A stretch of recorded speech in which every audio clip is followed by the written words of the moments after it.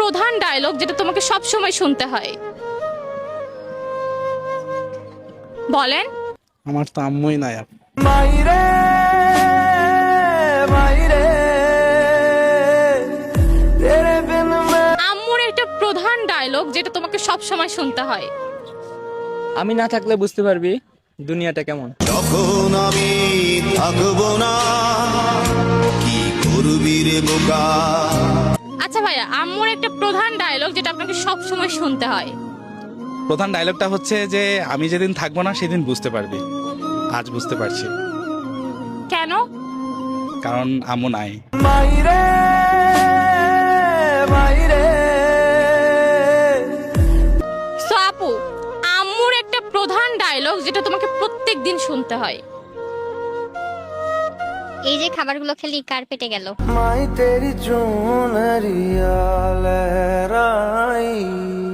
আম্মুর একটা প্রধান ডায়লগ যেটা 3 বেলায় তোমাকে শুনতে হয়। ফোনটাই খায় নে তুই।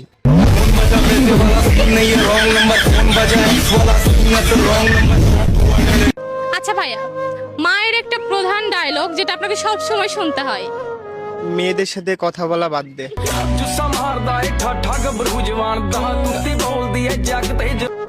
সো ভাইয়া, আম্মুর একটা প্রধান ডায়লগ যেটা আপনাকে 3 বেলায় শুনতে হয়। আম্মু বলে ফোন ছাড়া কি আর কিছু নাই, ভবিষ্যতে তো ভ্যান চালাই খাইতে হবে। রিস্কা চালাই আমি, অহনে রিস্কা চালাই তা শহরে। আম্মুর একটা প্রধান ডায়লগ যেটা তোমাকে প্রত্যেক দিন শুনতে হয়। 3 বেলায় শুনতে হয়, বলে যে ফোনের ভিতরে ঢুকে যাও।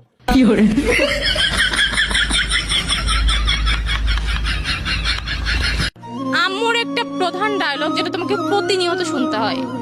ফোনটাকে একটু শান্তি দে।